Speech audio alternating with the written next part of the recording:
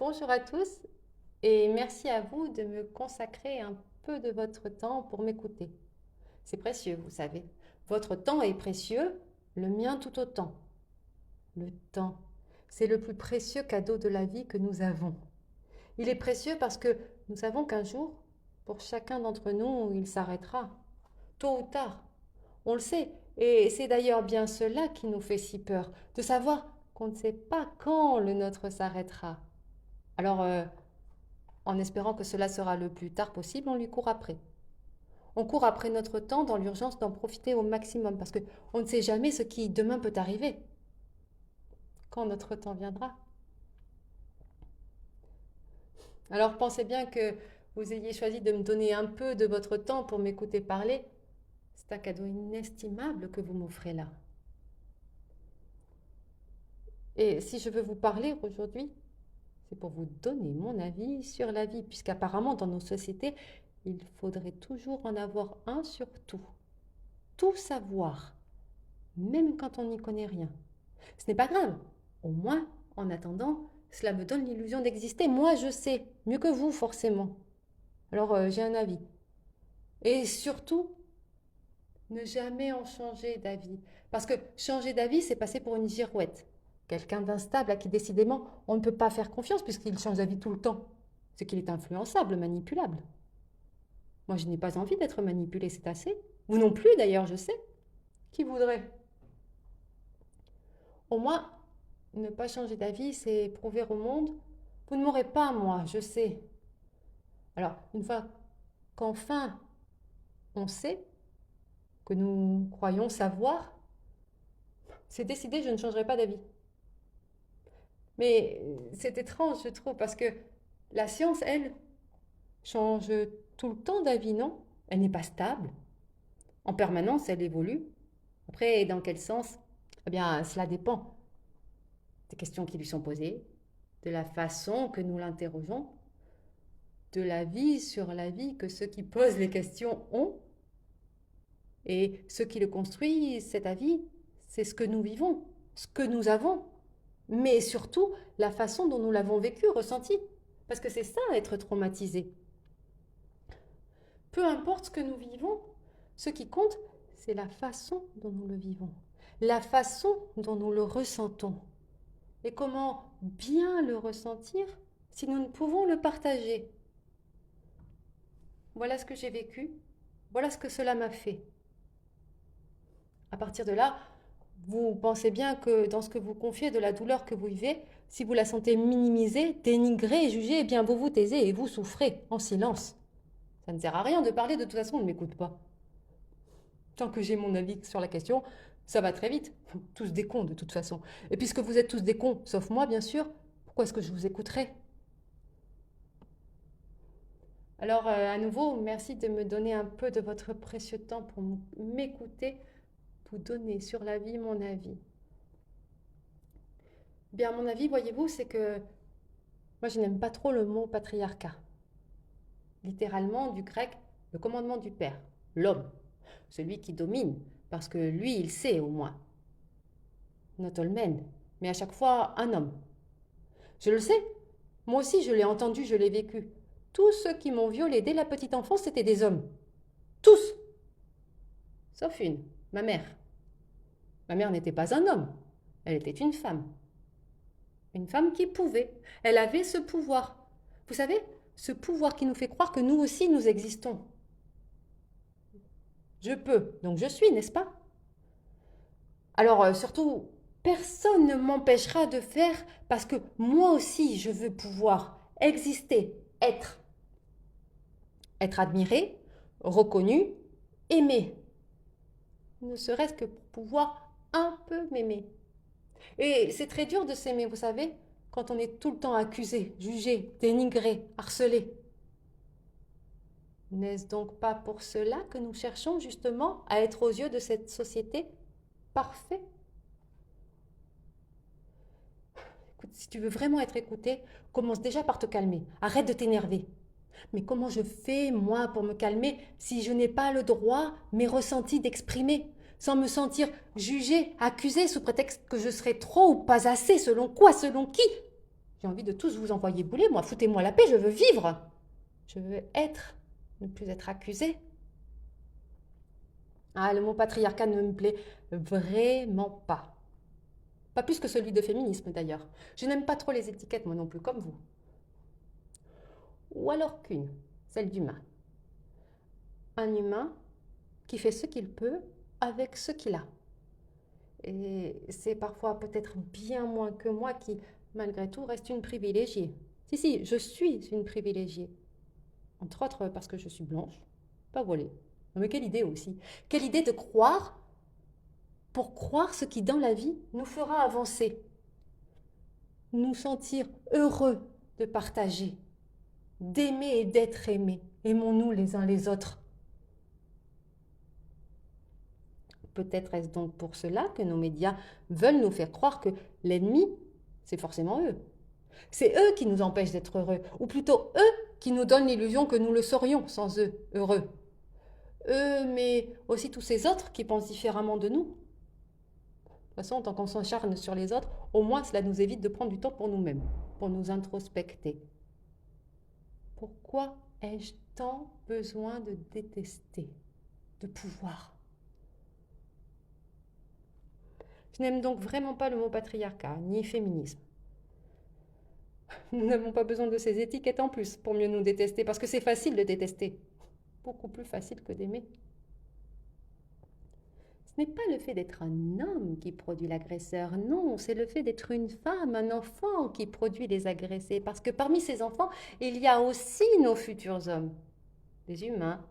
Des humains qui, comme nous, autres humains, veulent se sentir aimés, considérés, respectés, en dépit de toutes nos vulnérabilités qui nous sont propres à chacun d'entre nous.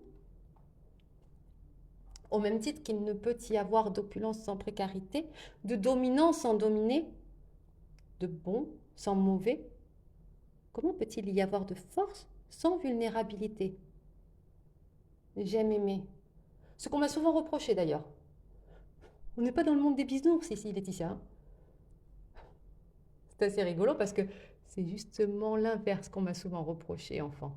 T'aimes bien mais rien, toi, de toute façon. Mais bon, je ne peux pas trop vous détailler parce que j'ai oublié. Peut-être tant mieux, vous me direz. Certainement, tant mieux, je vous répondrai, parce que c'est bien cela qui m'a permis de survivre jusqu'ici, à défaut de pouvoir vivre, d'exister. La nature est décidément vraiment bien fichue, n'est-ce pas? Une histoire de jus de cerveau, paraîtrait-il. Quand celui-ci ne peut ni fuir ni attaquer, quoi de mieux que de tout couper, nous sidérer, nous laisser faire, et peut-être même en redemander encore. Aimez-moi encore, puisque c'est ainsi que l'on est aimé. En nous laissant faire, en obéissant, en nous soumettant. C'est ainsi que j'ai survécu. Comme tous ces enfants avant moi, comme tous ces enfants après moi, puisque nous ne les protégeons toujours pas. Parce que pour les protéger, il faudrait vraiment nous laisser parler, oui, mais surtout nous écouter. Écouter ce que dit, ce que répète la science à ce sujet inlassablement, nous donner les moyens véritablement d'enrayer ce berceau des dominations. Et ça, ce n'est pas moi qui le dis encore une fois, non. Moi, toute seule, je ne sais rien. Autant que vous, je n'invente rien, je ne crée rien, je m'inspire de vous. Je m'approprie ce qui a déjà été inventé pour le questionner selon ma propre réalité, ma perception, rien qu'à moi. Mes émotions, celles qui m'offrent la joie de vivre. C'est cela un enfant, un être d'émotion. Le mouvement de la vie.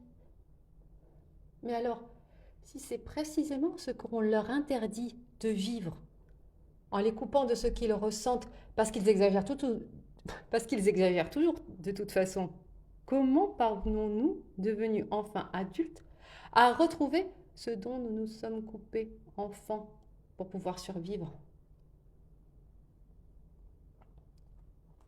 Pas parce qu'on l'a voulu, certainement pas. Cela n'a jamais été un choix que de vivre dans le passé, hein, juste pour assurer notre survie. Nous restons des animaux sociaux dont la survie individuelle dépend toujours de celle du groupe, pour rappel. Ça aussi, nous l'avons oublié. Moi, la première. Depuis qu'ils ont inventé les magasins, ces sanctuaires de la consommation, où se trouve forcément notre bonheur. Achetons, vendons, produisons, consommons. Prédatons, pillons, tuons. Parce que c'est bien en écrasant l'autre que nous serons plus forts, non? C'est ça la compétition, n'est-ce pas? Moi, je vaux mieux que toi. Toi, tu vaux moins que moi. En prison, à la rue, addict, handicapé, dominé, victime, immigré. Tu n'as que ce que tu mérites, après tout. L'amertume, la rancœur, la violence ne seraient que des choix. Eh oui, c'est certainement ce que je me suis dit, moi aussi, quand je suis née. J'imagine. Toute ma vie, ce que je veux, moi, c'est vous emmerder. Hein. Vous emmerder d'être trop ou pas assez, inadapté à cette société. Peut-être est-ce pour cela, d'ailleurs, que la science a voulu me définir comme une troublée, n'est-ce pas? Ce que vous avez ressemble effectivement à un TSA, mais au vu de votre enfance maltraitée, nous devons faire des tests supplémentaires. Faites, je vous en prie, tout ce que vous voulez, pourvu que vous m'appreniez comment je peux enfin réussir à m'aimer tel que moi je suis, je voudrais être. Bon, même si je ne sais pas vraiment encore ce que c'est que d'être comme vous, non? En tout cas, c'est sûr, pas une troublée. Parce que personne ne veut boire une eau troublée. Ça peut rendre malade, nous empoisonner.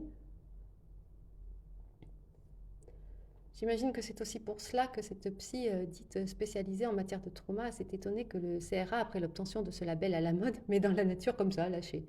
Sans rien. Sans accompagnement approprié. Cela m'aurait peut-être évité la tentation de me créer de faux souvenirs pour à moi l'attention attirée, n'est-ce pas? Peut-être. Forcément, j'ai dû inventer. C'est impensable que mes parents, pour commencer, m'aient violé toute mon enfance, insulté, battu. J'invente, c'est sûr. C'est sûr puisqu'elle le dit. Elle est psy, après tout, elle sait mieux que moi ce que je ressens, ce que je crois, ce que je dis.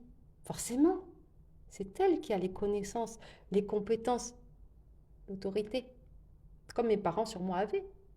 Alors je me tais.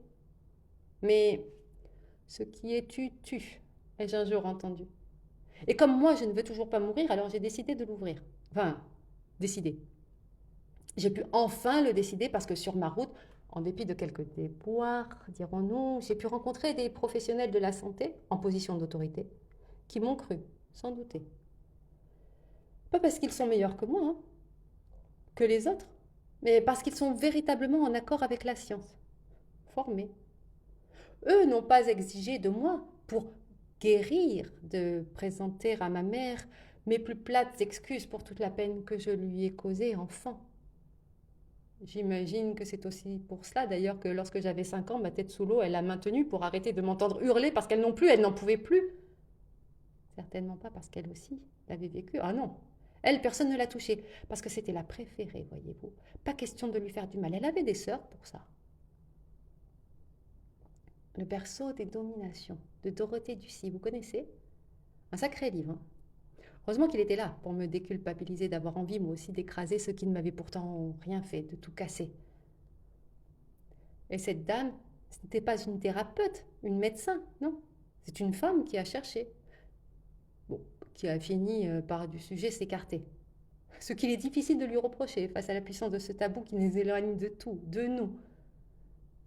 D'autant plus difficile que moi aussi j'en ai assez de tout le temps en parler, y penser. J'ai envie de vivre maintenant, mais comment vivre sereinement si je ne fais pas ce que je crois être juste? Lutter contre ce berceau de toutes les dominations. Parce que c'est bien cela qui fait tenir notre système. Celui qui nous fait croire que notre bonheur, notre sécurité, notre dignité s'achètent, se consomment. C'est ça le progrès, la croissance. Toujours plus. Sans écouter ce que Balzac nous disait. Vouloir nous brûle, pouvoir nous détruire. Pourtant, c'était un homme, lui aussi. Et pas un thérapeute non plus. Hein. En avons-nous vraiment besoin d'eux d'ailleurs? Oh oui, bien sûr, surtout dans un monde comme celui-ci. Mais il ne faut pas oublier qu'avant la profession, il y a l'humain. Qu'avant le faire, l'avoir, il y a l'être. Ces humains pleins d'empathie qui ont sincèrement cru, eux aussi, qu'il suffirait de la mettre au service des autres pour l'être humain, justement. Mais à partir du moment où ceux-ci n'ont besoin de se sentir en sécurité, heureux, dignes d'exister, d'être aimés, s'évaluent en fonction de l'épaisseur de notre compte en banque, comment leur reprocher de vouloir vivre aussi? Quand bien même cela serait à mon détriment. Je ne suis qu'une étiquette après tout. Une étiquette qui ne produit pas, certes, mais tant qu'elle consomme encore, qu'elle rapporte, alors ça va. Le système de santé tient comme cela. Un peu, pas trop. Juste assez pour nous faire croire que si nous le voulions vraiment, nous aussi, alors nous pourrions. Si j'avais voulu vraiment travailler, être digne, utile à la société, gagner ma vie, je n'avais qu'à pas être handicapée, moi non plus. Parce qu'on peut travailler et être handicapé, d'ailleurs, ça n'a jamais empêché. La preuve, dès qu'il y en a un qui réussit, on l'affiche. Regardez, il a réussi malgré son handicap, lui. Mais si on réussit malgré notre handicap, c'est bien que quelque chose nous en empêche, non? Dans un système où l'on nous rappelle que chacun fait de son mieux, que personne n'est responsable de rien, mais tributaire de tout. Comme moi, comme vous, comme tout le monde. Comme ces femmes que je suis allée chercher pour m'aider, professionnels de l'accompagnement, de la santé, m'ont un jour rétorqué pour qu'enfin j'arrête de me plaindre, que je me contente de ce que j'ai. C'est déjà bien, vous savez. Qu'est-ce qu'elles ont, elles, eux, moi, si ce n'est nos égaux, pour avoir l'illusion d'exister, d'être? Bientôt, nous allons voter. Un suffrage crucial pour un pays au bord de l'implosion dans un monde en train d'exploser, qui devient étouffant, suffocant, paralysant. Et nous ne pouvons ni fuir ni attaquer, puisqu'en dehors de cette terre qui commence à sacrément se lasser de nous, nous ne pourrions exister. Alors nous sidérons, nous nous paralysons. Pas parce que nous le voulons, mais parce qu'il n'y a rien de pire à mes yeux que de se sentir impuissant. Je ne suis pas biomane, je ne suis pas Don Quichotte. Alors, autant faire comme si de rien n'était, n'est-ce pas? De toute façon, on va tous mourir. Alors en attendant, autant se dépêcher à en profiter, à courir partout pour se sentir exister, à vivre notre jour comme si c'était le dernier. Mais qui donc un jour s'est dit que la vie n'était qu'une course? Parce que la ligne d'arrivée, tout le monde la connaît. Et je ne crois pas que nous naissons avec l'envie de la gagner, n'est-ce pas? Alors plus que jamais, merci de m'avoir offert un peu de votre temps, de vous être posé pour m'écouter, pour réfléchir avec moi. À vous maintenant, s'il vous plaît, de vous, de ce qui vous fait vibrer, de ce qui vous effraie, parler. Parce que c'est bien cela qui, à mon avis, nous sauvera.